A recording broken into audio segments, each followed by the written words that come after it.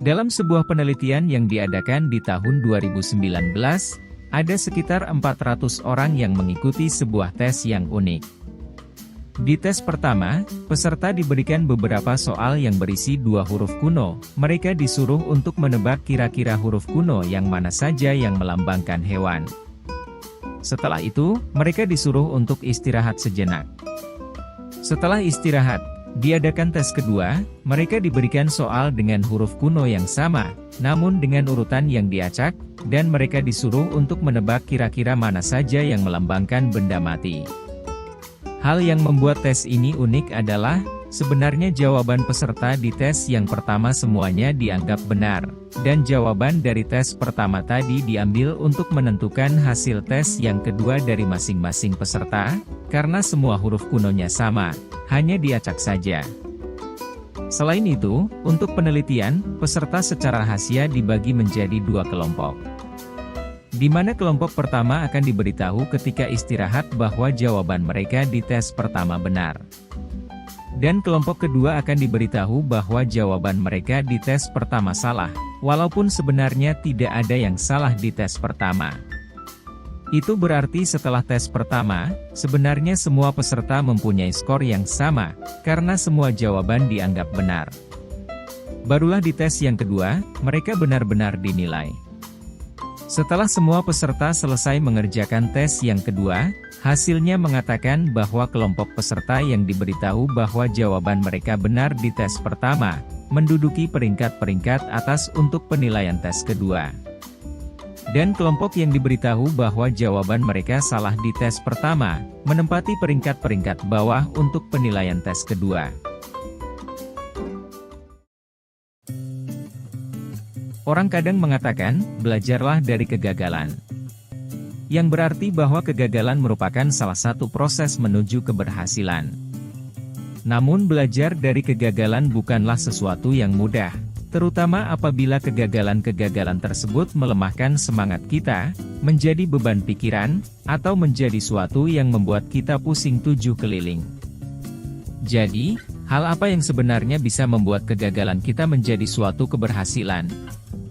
Mungkin hal yang paling menjadi tantangan untuk belajar dari kegagalan, adalah betapa menyakitkannya ketika mengalami kegagalan tersebut. Orang cenderung untuk menganggap diri mereka mampu dan kompeten, namun ketika mengalami suatu kegagalan, hal itu akan membuat bayangan diri yang mampu dan kompeten tersebut hilang, dan menyebabkan orang tersebut kehilangan rasa percaya diri.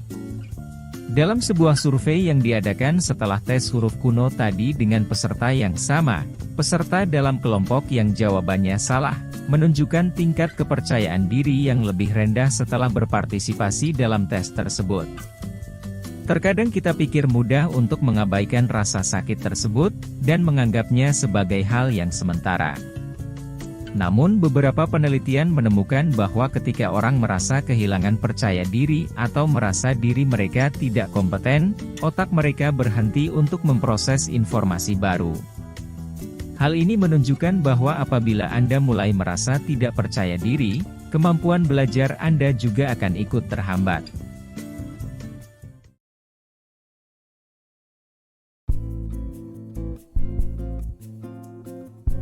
Selain itu, faktor yang menentukan bahwa kegagalan dapat bermanfaat atau tidak untuk proses kita, yaitu seberapa ahli kita dalam bidang tersebut.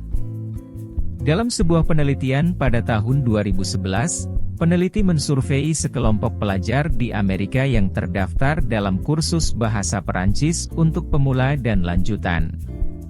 Para pelajar ini ditanya dalam sebuah kuesioner, guru seperti apa yang lebih mereka sukai. Guru yang lebih sering memuji dan mendukung, atau guru yang lebih kritis dan tegas. Secara umum dari hasil survei tersebut, dapat disimpulkan bahwa pelajar yang masih pemula, lebih menyukai apabila mereka didukung dan dipuji dalam mereka belajar. Sedangkan pelajar tingkat lanjut, lebih bersemangat apabila mereka menerima komentar dari guru yang kritis. Para peneliti pun menghimpun beberapa teori untuk menjelaskan temuan tersebut. Untuk pelajar pemula yang baru memulai belajar bahasa Perancis, mereka masih menentukan apakah mereka menikmati belajar bahasa Perancis atau tidak, dan apakah mereka mau melanjutkan pembelajaran atau tidak. Jadi mereka mungkin lebih membutuhkan pujian dan dukungan sebagai cara agar mereka tetap termotivasi. Di sisi lain, pelajar tingkat lanjut sudah mempunyai dasar-dasar yang kuat dalam bahasa Perancis. Jadi mereka menginginkan untuk meningkatkan kemampuan bahasa Perancis mereka dengan cara yang seefisien mungkin.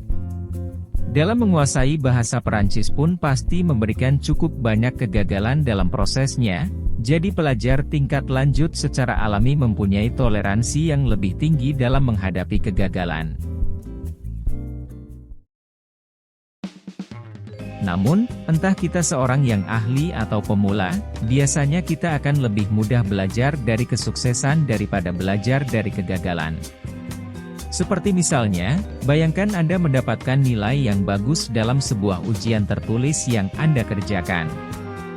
Jika Anda mendapat nilai yang bagus, maka Anda akan berasumsi bahwa Anda telah membuat pilihan yang baik mengenai kapan harus belajar, apa dan berapa banyak yang harus dipelajari, dan Anda dapat mengulangi keputusan-keputusan tersebut untuk ujian berikutnya. Namun apabila Anda mendapat nilai yang jelek, bisa jadi karena beberapa faktor. Mungkin Anda kurang belajar, mungkin Anda mempelajari hal yang salah, atau Anda mungkin melakukan semuanya dengan benar, namun ujiannya tidak mencakup hal-hal yang Anda pelajari. Dalam kasus seperti ini, tidak jelas apa yang salah, sehingga sulit untuk mempelajari cara memperbaikinya. Keinginan belajar dari kegagalan merupakan sesuatu yang wajar, dan ada banyak manfaat yang bisa kita peroleh dengan menjadi pantang menyerah, dan mempunyai growth mindset. Namun hati-hatilah, terpaku dengan kegagalan bisa membuat Anda lupa akan semua keberhasilan Anda. Dan membangun dari apa yang sudah Anda lakukan dengan benar, bisa menjadi lebih efektif daripada berfokus pada apa yang Anda lakukan dengan kurang benar.